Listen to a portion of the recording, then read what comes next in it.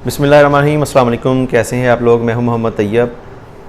इत्तेहाद town phase 2 के बारे में काफ़ी अरसे से कोई अपडेट वगैरह नहीं आई थी प्रॉपर, तो इसलिए कोई वीलॉग भी नहीं आ सका। जैसे कि आप लोगों को पता है कि हमने भी इत्तेहाद टाउन फ़ेज़ 2 में ऑथराइजेशन ली थी इस दफ़ा, लेकिन हमने उनका काम भी अच्छे तरीके से करने की कोशिश की अपने तौर पर।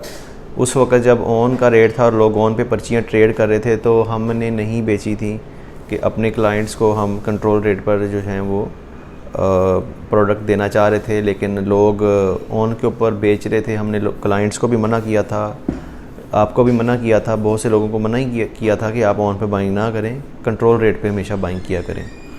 तो वो आपने देखा कि जैसे ही डिलीवरीज़ आई और उसके बाद वो विद द टाइम एकदम से rate Aahista Aahista Aahista Aahista step by step नीचे आना शुरू हो गए, और फिर इस हद तक नीचे आ गए कि वो यानी एक जो डिस्काउंट होता है, रिबेट होता है जो इन्वेस्टर्स को मिलता है, जो बड़े पेमेंट्स लगाते हैं कंपनी के साथ, उससे भी नीचे रेट चले गए।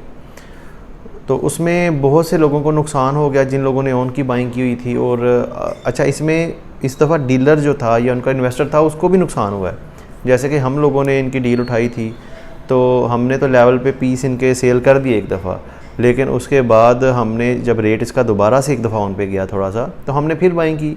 ज़ाहिर सी बात है, रेट को स्टैंड करने के लिए हमने भी बाइंग की कि बाइंग करते हैं। ज़ाहिर सी बात है, प्रॉफिट टेक करना होता है कि 2-2 लाख 2.5-2.5 लाख ऑन पे 3 मरला के पीस बिके हैं, 5 मरला का 1.5-1.5-2 लाख ऑन तक रेट गया था। तो हमने कंट्रोल रेट पर कोई 60 ऑन को 70 ऑन को 80 ऑन पे बाइंग करना स्टार्ट कर दी कि चलें ऊपर रेट जाएगा तो हम भी ट्रेड कर लेंगे इसको, मार्केट का हिस्सा है, ज़ाहिर सी बात है। हम भी वो करनी एक ऐसी हुई कि एकदम से इनके रेट जो हैं वो डाउन पे आ गए हैं, और इतने डाउन आ गए हैं कि वो दोबारा रिकवर करने का नाम ही नहीं ले रहे।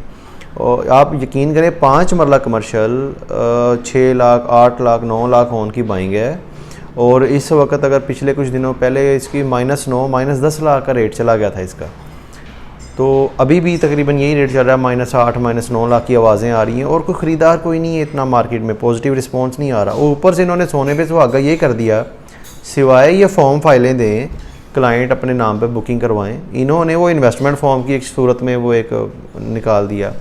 अच्छा, लेकिन उसमें कुछ टर्म एंड कंडीशन इन्होंने वो क्लाइंट के फेवर में दी कि अगर जी इन केस आप कैंसिलेशन में जाते हैं तो 10% डिडक्ट करेंगे, अदरवाइज़ अगर किसी सूरत में सोसाइटी जो है वो आपको डिलीवर नहीं कर पाती तो सोसाइटी आपको 10% पर एनम के हिसाब से प्रॉफिट देगी। तो ये एक अच्छी इन्होंने शिक डाली थी बीच में, लेकिन बात ये फिर वही आ गई कि इन्होंने, कंपनी ने कोई सपोर्ट नहीं किया किसी भी किस्म का।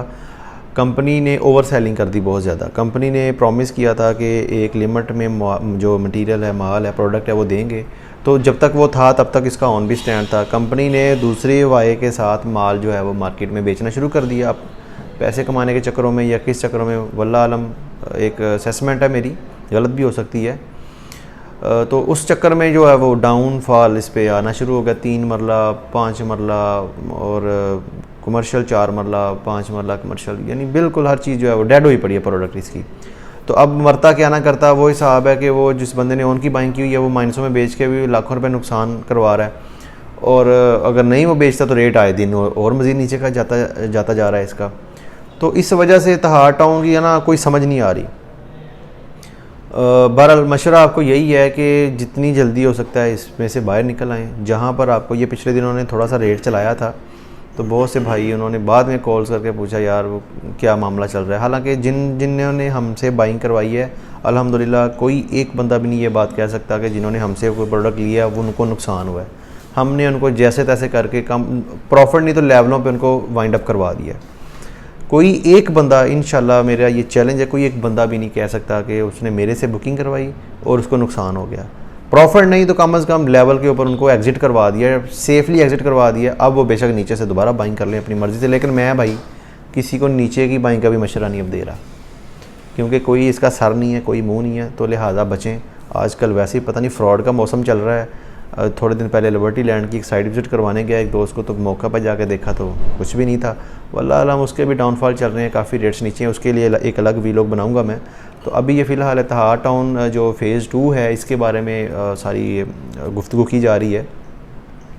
तो उम्मीद करता हूँ कि जिन लोगों के पास इसकी बाइंग पड़ी हुई है, जैसे ही आप कोशिश करें, जिनसे आपने ख़रीदा है हर बंदे से कांटेक्ट करें, मार्केट विज़िट करें इसकी। इत्तेहाद टाउन फ़ेज़ 2 जो है अपना, इनकी मार्केट इत्तेहाद टाउन फ़ेज़ 1 में ही है, तो वहाँ आप जाएं, वहाँ मार्केट विज़िट करें, डीलर टू डीलर आप डोर टू डोर जाएं, हर बंदे से कांटेक्ट रखें। जहाँ पर आपको अच्छा रेट मिलता है तो एग्ज़िट मार लें। अगर थोड़ा बहुत नुकसान भी होता है तो बड़े नुकसान से बचने के लिए आप एग्ज़िट मार लें तो ये अच्छी बात है। बाकी हर बंदे की एक अपनी असेसमेंट है, मेरी एक अपनी असेसमेंट थी कि कंपनी ने जो मतलब रेट डाउन आने की वजह क्या थी, और अब कंपनी जो है वो उसको मेरा नहीं ख्याल कि ऑन करेगी। ऑन करे कंपनी, दोबारा बाय कर ले कंपनी, तो रेट स्टैंड हो जाएगा, इसमें कौन सी बड़ी बात है। लेकिन इस वक्त कोई भी मतलब प्रॉपर काम नहीं कर रहा नज़र आ रहा। बहुत से इनके ऑथराइज जो ऐसे हैं जिन्होंने बड़े बड़े फ्रॉड किए हैं, लोगों को पर्चियाँ बेच के ब्लैक लिस्ट कर दिया है इन्होंने जी उनको, और उसके ऊपर कोई एक्शन नहीं लिया, करोड़ों रुपए के फ्रॉड करके लोग भाग गए हैं। तो ये सारे मामला की वजह से इत्तेहाद टाउन फेज़ 2 ने अपनी जो क्रेडिबिलिटी थी, जो इनका एक नाम मार्केट में था, वो इन्होंने बड़ा डैमेज कर लिया। तो आइंदा अब मेरा नहीं ख्याल कि कोई भी बंदा इनसे को प्रॉपर किस तरह काम करेगा। तो जी इत्तेहाद टाउन फेज़ 2 में आप सबके लिए नेक तमन्नाओं की ख्वाहिश रखता हूँ। जो लोग मेरे क्लाइंट्स थे, अगर कोई रह गया है तो काइंडली वो भी कांटेक्ट कर लें, लेकिन मेरा नहीं ख्याल कोई रह गया, क्योंकि जिन ने मेरे से बाइंग की थी मैंने सबको कांटेक्ट करके तो उनसे वो सारा कुछ उनको वाइंड अप करवा दिया था टाइमली। और जिन्होंने नहीं करना था वो अपनी मर्ज़ी से अपने पास रखे हुए हैं, लेकिन मेरे पे कल को बंदा ब्लेम नहीं कर सकता कि इनमो साहब ने हमें बताया नहीं था टाइमली। मेरे से जो बंदा बाइंग सेलिंग मेरे थ्रू करता है तो हम पूरी एक लॉग बुक बनाते हैं उनकी, तो कहाँ पर क्या मामला होने वाला होता है तो हम टाइमली उनको जो है वो बता देते हैं। बहुत से लोग होते हैं वो अपने लालच के चक्कर में जी वहाँ से 5,000 बच रहा है, वहाँ से 10,000 बच रहा है, तो वो बस मार्केट से बाइंग कर लेते हैं। उसके बाद उनको पता ही नहीं होता कब रेट ऊपर जाके नीचे चला जाता है, फिर से वो कहते हैं जी हमें तो पता ही नहीं चला।